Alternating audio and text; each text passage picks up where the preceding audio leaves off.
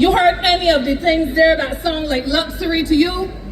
Young Jeremiah is asking for a life where basic decency is observed. And as he articulated it, I couldn't help but consider that this vision of his, this vision of this 11-year-old is a vision that must become our compass as we march into 85, as we march through and past 85 years old, and as we march into 100 years old. Thank you, Jeremiah, again.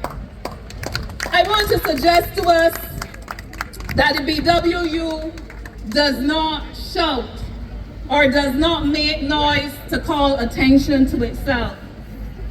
I want to suggest to you and to those of you who would say that at times you believe that the Barbados Workers Union may be too quiet, I want to say to you that the Barbados Workers Union is about making noise when it believes that there is a reason to make noise. When a union over 85 years old, during that 85 years, every time that we have had cause to fight, we fight. If we don't need to be rolling up in the dirt, we don't have to do that because it means that things are moving. And I'm proud to be General Secretary of an organization that understands the balance, understands how to be strategic, understands how to be visionary, so that we will locate ourselves in the spaces that we have to locate ourselves so our voices can be heard without fighting. And I want to suggest something else to you, workers of Barbados and people of Barbados, that when the Barbados Workers Union keeps noise, things happen, things move. When the Barbados Workers Union positions itself strategically and we don't make noise, things still happen, but you like to see the smoke and the fire, and I get that. Comrades and friends, I say this not in arrogance, but I say this because over 85 years of its existence, the Barbados Workers Union has continued to be disciplined. We have continued to be deliberate. We have continued to be determined. We have continued to be dependable, and we have continued to fight for the interests of workers. And that brings me, because like the Prime Minister, I'm not going to be long. I hope to be shorter. But that brings me to where we stand today. And I will cut to the chase and say that discipline and determination was tested most recently with a conglomerate in this country that most of you are familiar with, the Answer McCall Group. Firstly, in its treatment of workers at the standard distributors. Now, standard distributors, for everybody who has bought some sort of hire purchase for their house, whether it's a fridge, a bed, furniture, or whatever, standard distributors served Barbados for over 66 years until its doors were closed in December last year. BWU membership at Standard was very small, minuscule. And while we fought for them to get a better deal, or the best deal as the doors of that company were closing, we did not succeed. Because there are times that we give of our best, and there's a motto that my father, who was my teacher, instilled in me: only the best is good enough. We give of our best, and sometimes we might not succeed, but our best requires us to keep going. It requires us to keep fighting. It requires us to keep pushing ahead. But more recently, 2 months later, after Standard Distributors closed, we got the surprise announcement, well, surprise to some of you, but not surprise to these workers and their colleagues. These are the shop stewards from Berger. A surprise notice that the company was going to cease operations in Barbados. Now, the story of Standard and Berger is a little different. Many of you have been hearing us in the media over the last few weeks, and we have been sending slight messages, none as fulsome as today. But we have been able to secure a settlement for Berger. Only yesterday morning. Well, the workers, the former workers, now former workers, because the company closed its doors last Friday, they still have not fully ceased business, and I come into that, in Barbados, but they closed their doors on Spring Garden. And to secure that benefit for those workers as they now have to transition into unemployment, many of them after an average of 20 years working at Berger, we had to fight hard. We had to fight harder than anybody should have to fight for the things that were actually merited to them.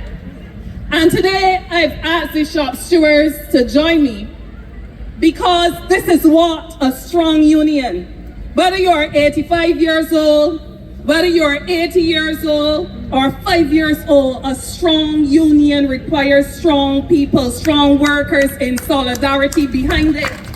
Because when we are weak, the forces against us understand our weakness and they prey on that weakness. But today I want to say a very special thank you to the workers who stood with the Barbados Workers Union. Let me tell you quickly about the settlement. When the company announced that it was going to close its doors in February, negotiations were already on the way. The only matter outstanding in that negotiation, not grievance, but matter as the subject of the negotiation, was wages. The Barbados Workers Union was at 12% for the life of the agreement, and the company was at 7%. The Barbados Workers Union stood resolute because the situation changed. We were negotiating within the context of a company moving forward, but now you announce that the company done. So yesterday we were able finally on the conciliation under the chairmanship of the Minister of Labor, we were able to get the company to settle for the union's acts, and the workers got a 12% salary increase effective January 1st, 2025. So now on top of the severance that was calculated before the increase, they will get back pay for the last 16 months, and they will get their severance calculation adjusted to reflect it. Now that is the only outstanding issue that was subject of negotiation, but there was a subject of dispute. And I want Botanical Gardens to listen to me carefully, because I believe that so many workers suffer in silence. And so many workers suffer in ignorance. And I say ignorance as in not knowing their rights and not knowing how they can get help with their interests. There was a situation, one that I have not encountered in my 22 years at the Barbados Workers Union until Berger, where an incentive scheme, a performance incentive scheme was designed. And the performance incentive scheme was applied. People got payments once they passed the performance test. Everybody except the people that they belong to the Barbados Workers Union. I want that to sink in. This was raised to our attention in 2022. And from then until yesterday, we have been fighting for reparations. You could imagine that you belong to a union. The union is able to negotiate for you. You're asked and you're tied and you're criticized if you don't meet performance targets. But when you meet the performance targets, not a cent for you as long as you belong to the BWU. Now that sounds like madness, but it is called discrimination, it is called bad mind, it is called union busting, it is called all of the above. And these workers had to endure it. Now I said this was a subject of dispute, but why it became urgent to resolve it is that if the company was closing its doors and leaving to go back to make its product in Trinidad, which is its home, to sell back to you, but that's up to you, we knew that we needed to resolve that grievance. And it took countless weeks. It took countless hours of these workers who were being put on the bread line having to sit through meetings and suffer further injury from a company that wasn't honoring the years and the longevity that they had served with the company, but was nitpicking, trying to give them the lowest possible deal as it exited business in Barbados. But I'm happy to report that at our meeting yesterday, the company finally agreed. We had to send in the Labor Department to check the books here. They had to verify that our claim was right and it was a true and honest claim. But yesterday, at our meeting, we were able to get the company to agree that wherever the discrimination was meted out to the workers at Berger on account of them being union members, that reparation will be done and they would close that gap. Now, today again different to how I had it planned. From the time we had the first meeting with Berger, I internalized. See the minister smiling because he knows me. From the time we had the first meeting, I was planning an all-out onslaught today on that company, where I would have been asking the people of Barbados to join with us in boycotting their product that they still intend to sell here, and their companies in the group, because ANSA is the parent group. There's Trident Insurance, there's McInerney, there's Brydens, and there are other entities that fall under their umbrella. But y'all know that sometimes you may get what you want, but you don't always want what you get. And should I take that approach? I can hear some of you saying, but the workers get what they asked for, so why are you still carrying on? But now it is over to you, the people of Barbados, to determine if that is the kind of treatment that we want for our people. And I think for me, the most offensive part of it came 2 weeks after the company announced that it was closing. And I opened the Sunday Sun and saw centerfold an ad that said, "We are the Caribbean's undisputed leader, and we are here to stay." We are closing our doors. We are sending home 44 workers. We are impacting 44 families, but we are here to stay because we know we can come and do what we want and you will buy our product. We know Bajans. Bajans got short-term memory. And I said the group because the group has other interests here. But thank God, not only for the spirit of 85 that won the mixology competition, here for the mixologists, but thank God for the spirit of May Day, which seems to have hit them yesterday and has hit me today in a way that I have pulled back in the way that I have. And at this point in time, I want to invite one of the shop stewards to my right, our advanced Vice President, saddens me to say former Vice President of the Division of Berger. A team that represented for us what we would want to see shop stewards in our over 200 divisions doing. Not crumbling when the going gets tough, but rallying tighter, showing more solidarity when solidarity is needed. To them, I say kudos, because there were some of their work colleagues, some who may be hearing this announcement for the first time, that would have been telling them, look, the people in want we love we tap words and game, we love we go on, but we business. But they stood firm, and I want Vance to come and address you for a few minutes. Hi, good evening all. Firstly, let me state that I'm very pleased to see the labor out in these numbers. The GS asked me only yesterday, after we left a round of negotiations at the Labour office, if I would agree to say a few words from a worker's perspective about how it felt to be engaged in a set of negotiations for the length of time that we have been at it with Berger Paints.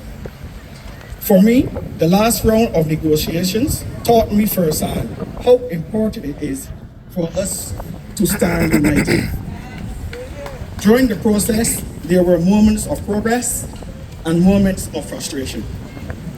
But through it all, what stood out was the strength of our collective voice.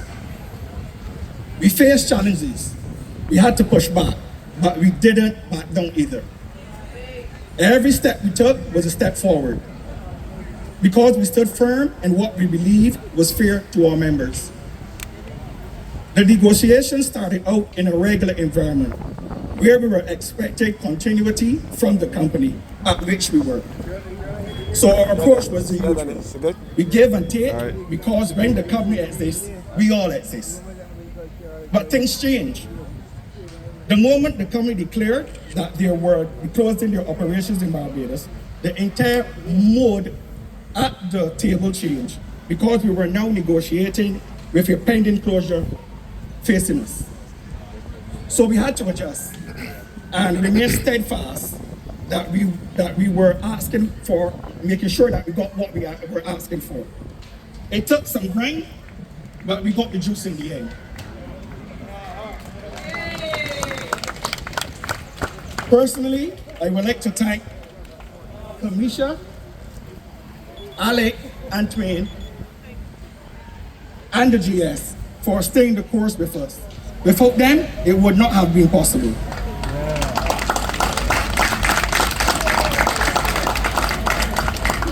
Kamisha was in China, hours ahead of us, in pajamas, if I may say. She took the time to be there for us in one of our meetings with Minister Jordan. And she said she wouldn't have missed that for the world. So comrades, these are the people that are committed to fighting on our behalf. Secondly, the GS. The Berger Paints arm of the union, it isn't a big one. But when we walked into that room at the Labour office and saw the GS sitting there, it brought an abundance of confidence to the membership to see that she would take the time from her busy schedule to come and represent our interests.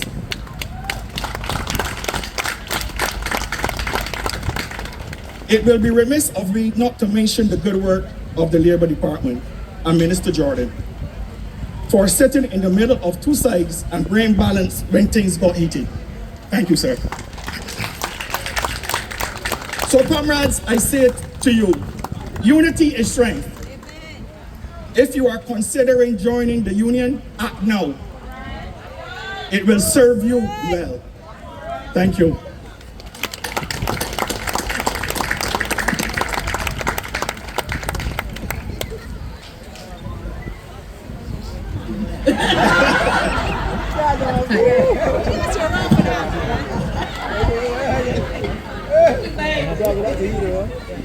Thank you, comrades from Berger. Barbados, I could not have said it better. We often say it, but I don't think that y'all get it. The union is not the executive council and staff. It's not the people that work in that building at Harmony Hall or at the Frank Walkup Labour College. It is not the officers who endure the long hours and the unpredictable schedules to fight on your behalf. The union is about you. It's about you. It's about you too. It's about all of us. And the testimony that Vance gave and the thanks that he expressed, it really reflects the meaning of solidarity. When we stand together, when we stand with each other, we win. Everybody wins. Because when labor leaves, Berger succeeds. So thanks again, comrades of the Berger team. But while one battle is winding down, and I say winding down because I've learned not to trust agreements until you have let the ink dry on the signatures. But while one battle is winding down, another one continues, as the Sandals Company still refuses to engage with the Barbados Workers Union in spirit and in truth. And before I go further, I want to remind all workers of Barbados that no matter what the company is, whether the company is local or foreign, no company has the right to operate in Barbados while denying you your constitutional rights. The Barbados Workers Union will not tolerate it. We will not excuse it. We will not allow it to happen where we know about it. Barbados is a sovereign nation with a proud labor movement. And the Barbados Workers Union is proud to be a senior in that movement. And I take this opportunity to recognize our brothers and sisters, my comrades in leadership in the other unions who are present here. But workers, you must not suffer in silence and assume that we know what is going on. Just today, as I came off of the mixology competition, a young lady met me and told me, I want you to know that I get sent home. And the Barbados Workers Union did not heed my call. They did not represent me well. And we going to the nation. Me and 4 other people, we going to the nation. So I said to her, ma'am, are you telling me this now to advise me only that you are going to the nation? Or are you finally coming to the head of the organization to say that you had a problem? She said, well, we're going to the nation because it didn't get sorted. I said, well, the long I going to watch the land shake. Because I do not accept responsibility for anybody who pays their membership dues, who feels that somebody, one of the officers of the union has not served them well, and who does not try to follow it all the way up. Who does that? She said to me, well, you would expect that if you have people working at the union, they will be dependable. I said, I have one child and I expect her to be truthful and honest. I expect her to operate a certain way, but I will not put my neck on the block for her. I was a child too. So I'm saying to workers, don't suffer in silence. Oh, by the way, she told me she went to the Prime Minister. Just thought I would put that in. She went there too. But let me get back to sandals, sorry, I slipped of the tongue. Again, another instance of discrimination, where this company now is not denying people incentive payment because they're union members. But this is discrimination on the basis of religious grounds. I want you to listen to this. I want you to listen to the case of a young beverage and food server at Sandals Hotel who recently converted to Islam and who asked to be able to fulfill her religious requirement to wear her religious attire, the hijab. So she asked, as she should, for permission. The company refused. She came to the Barbados Workers Union. We had a meeting with the company. And at that meeting, I know Mr. John Marie would not allow this to happen down in the Barbados port. He doesn't know it is. At that meeting, while the union was trying to meet their resistance with some proposals that would make sense, because the main argument was that there was the possibility of contamination in the kitchen area from her wearing the hijab and the pin. I said food and beverage servants and a cook. So the Barbados Workers Union sought to get them to consider materials for the hijab, because they spoke about the materials being flammable and a whole set of stuff. So we sought to suggest some materials that could be used in the environment, dry fit. We did our research on the things that could be considered appropriate. We suggested that instead of the pin, that she could wear this dry fit and tuck it down in her skirt so that there will be no need for a pin. They asked her to produce materials to be tested. She produced 2 different types of materials. A month passed, no testing.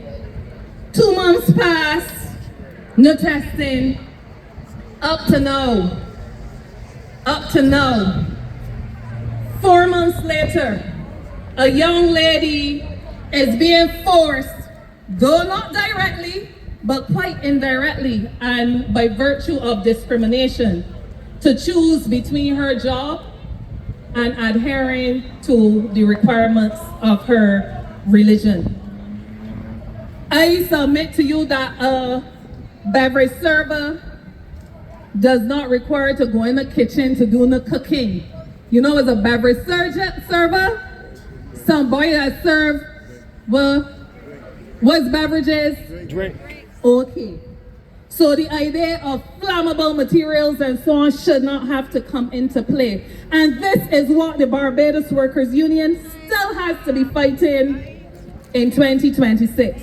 The struggle continues. We continue to fight for fairness in construction, where companies who are in compliance with the laws of Barbados continue to be undermined by companies who refuse to call the word compliance, furthermore, be in compliance. They break the occupational safety and health standard. They pay workers at subpar wages in comparison with the industry. They take a lot of shortcuts with the NIS and the PAYE too, some of them.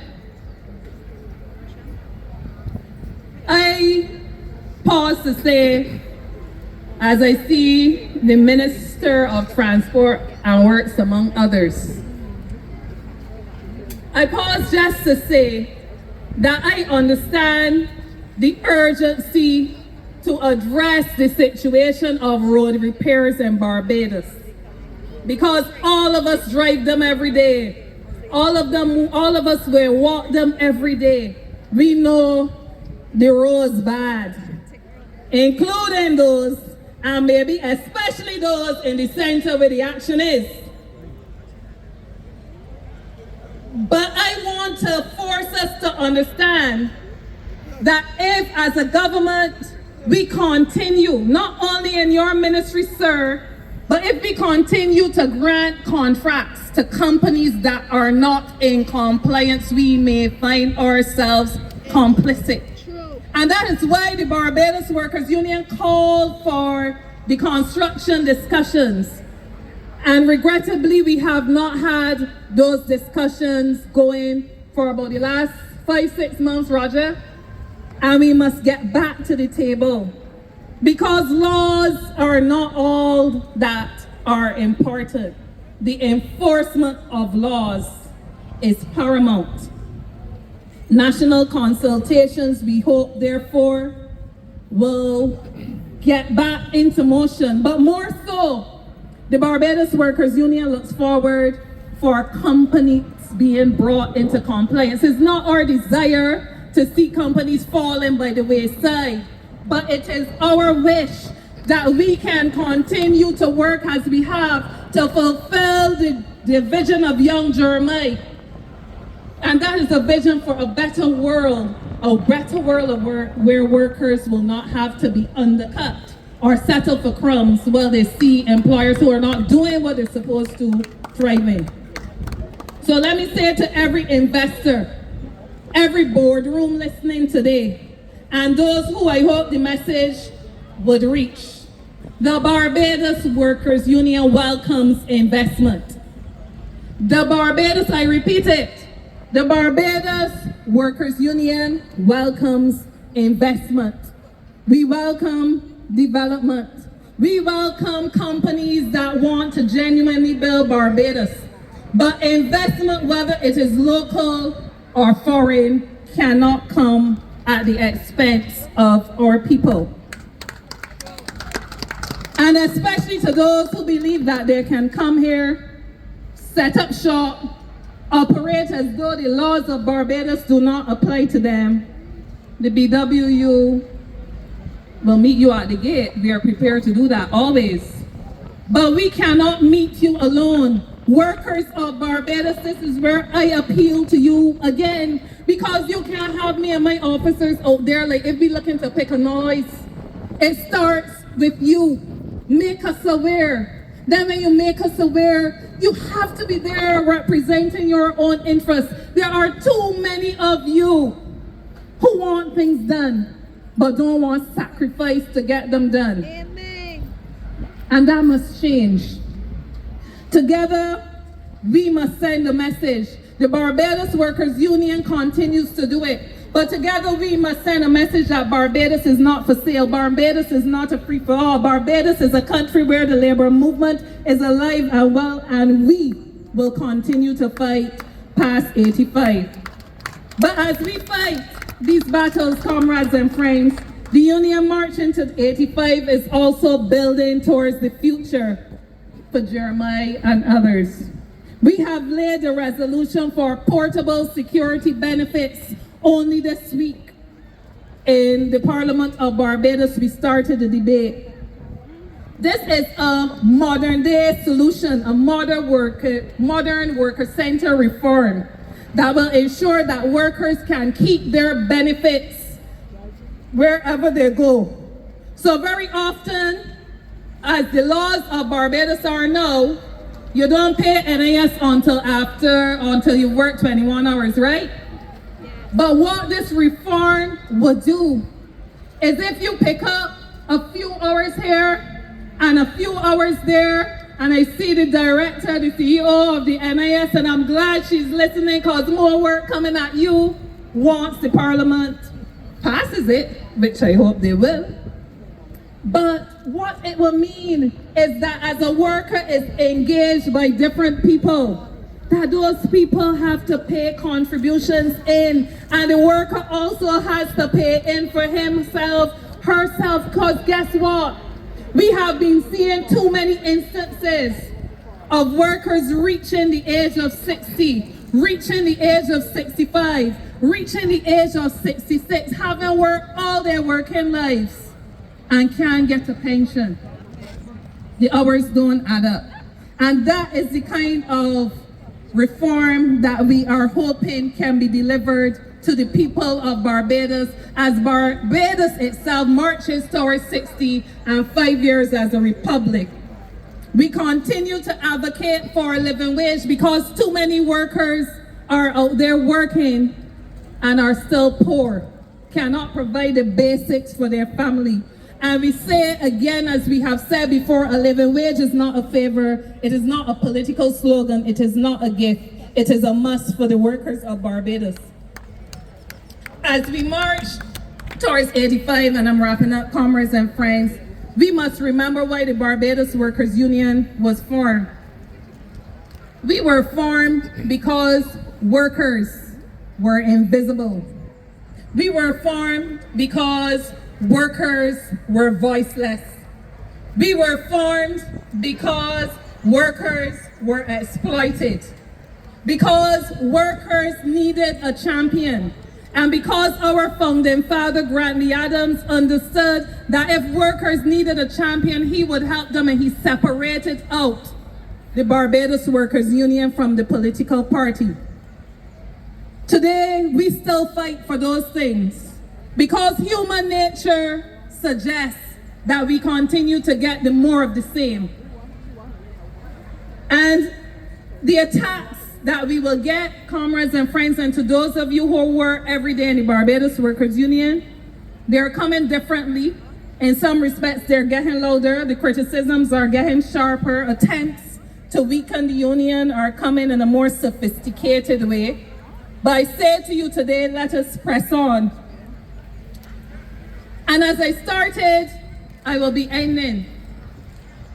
I will be ending by challenging us that the day the Barbados Workers Union truly goes silent, and I want you to listen to me carefully, the day that the Barbados Workers Union truly goes silent, if it were to ever go silent, is the day that the world of work will become unsafe for too many thousands of workers in this country who needs this voice. Workers of Barbados, I therefore say to you, we see you, we hear you, we feel you, but we ask you to see yourselves. We ask you on this day where we celebrate work and workers to value your work. I almost said your labor, Minister, but we ask you to value your work. Understand that standing alone can take you only so far, but that unity is strength is not a slogan, it is a reality. Standing alone, you can be ignored. Standing alone, you can be silenced. But when you stand together, when you stand as one, when you stand with the Barbados Workers Union, you are standing with that which has been tried, tested, and continues to deliver. Because you see, unity for us is not a chant. It is not a slogan. It is not a name that does not deliver. If you ain't get that, get it. For us in the Barbados Workers Union, unity is a strategy. It is power. It is worker protection. So as we move towards 100, which is our next milestone, we commit to building the workplaces that the youngster asks for. Workplaces that are safe, workplaces that are fair, workplaces that are inclusive, workplaces that provide for family life, that provide water, that provide sanitation, workplaces that do not exploit people, workplaces where people feel that they're not being left behind. So let us commit and recommit today to build Barbados, continue working to build Barbados along the lines of Jeremiah's essay. Let us continue to commit to our children and for their children that this is not a dream, but that what he described in 15 years can be his reality and the reality for so many more of us that will still be around. Happy May Day. Long live the workers of Barbados. Long live the Barbados Workers Union. As I always end, solidarity. Forever. Solidarity. Forever. Solidarity forever. God bless you.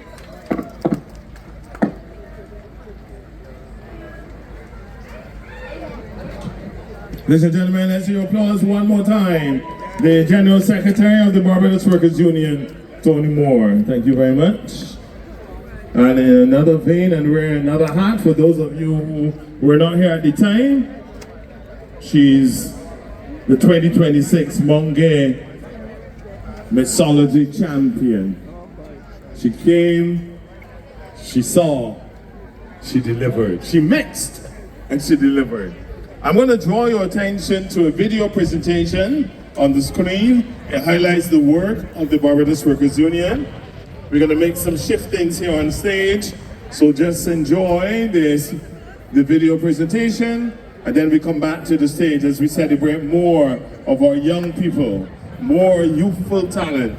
Stay with us, because we also will be highlighting, ladies and gentlemen, the Barbadian entertainers. All right, wherever you are, make sure that you are with us. Who's that? Oh, that Michelle? Not my woman. The story of the Barbados Workers Union is the story of a people coming to consciousness.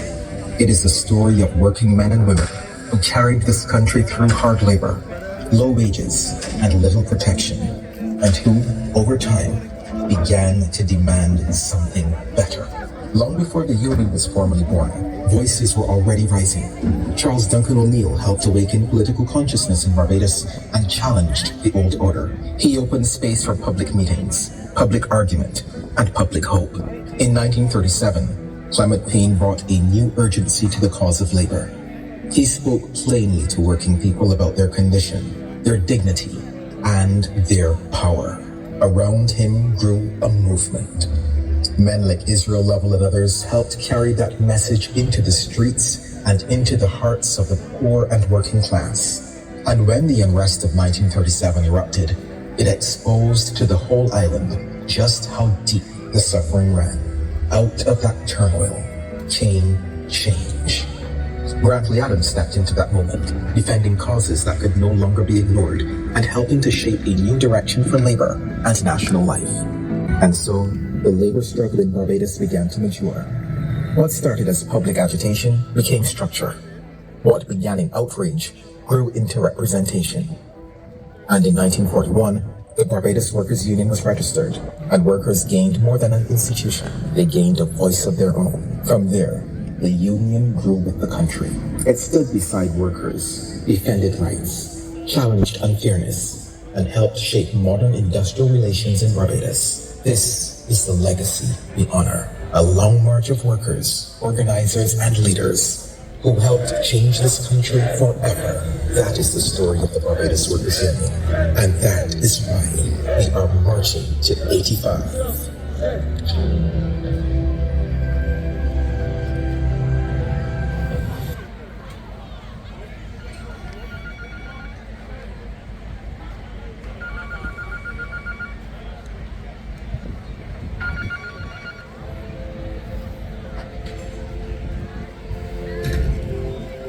Yours is the quiet burden of being strong when no one is watching. The shift that stretches into dawn. In times of trouble, you answer the call.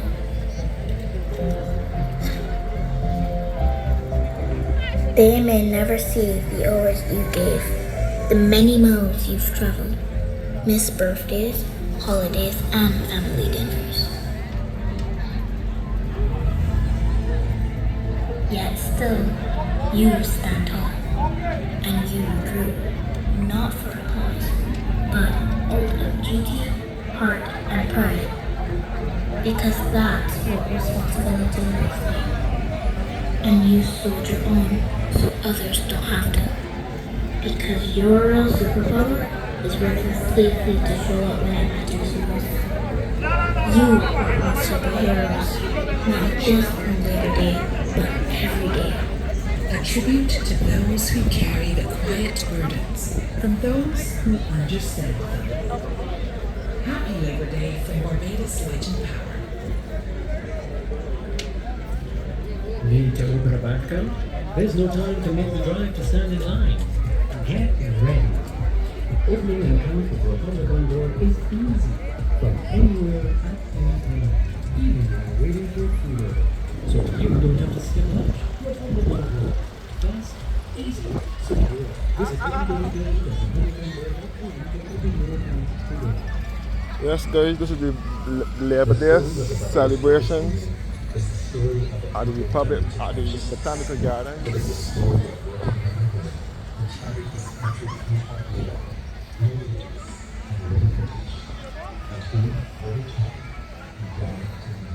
So, come away from the stage for a little bit, for a little while, to show you some of the festivities, what is going on around the Botanical Gardens for the May Day celebrations.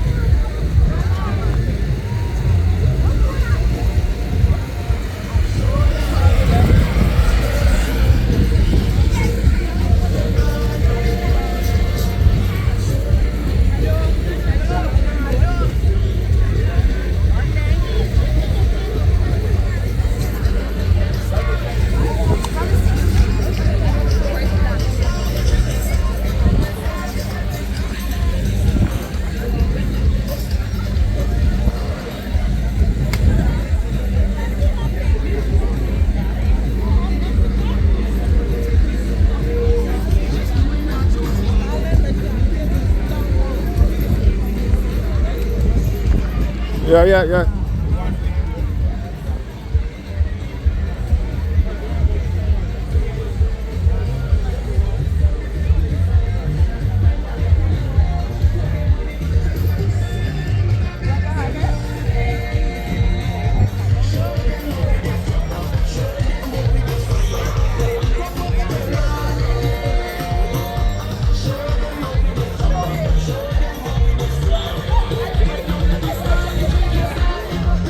The barber program.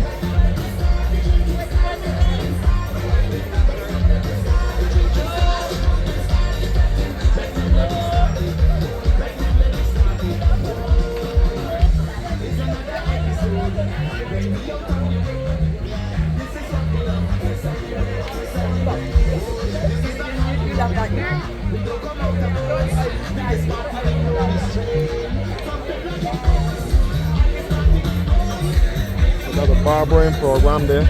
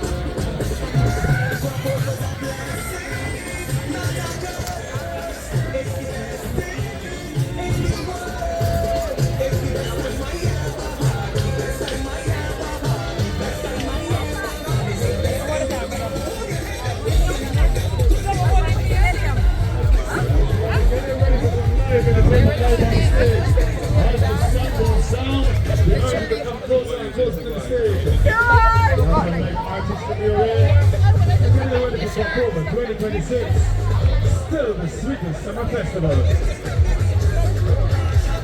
Sweet potatoes, man. Don't see what I'm here at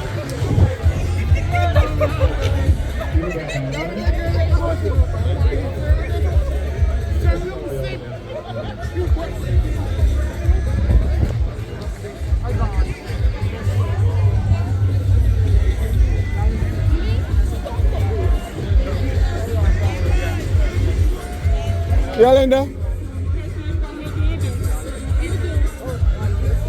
Yeah, Linda. You good? Huh? Yeah, I don't know. Yeah.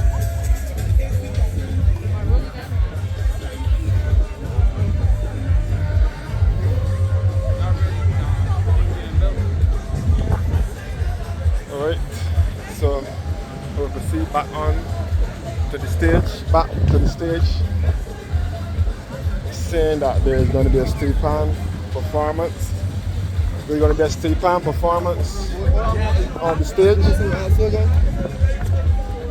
So I will show you all the steel pan performance.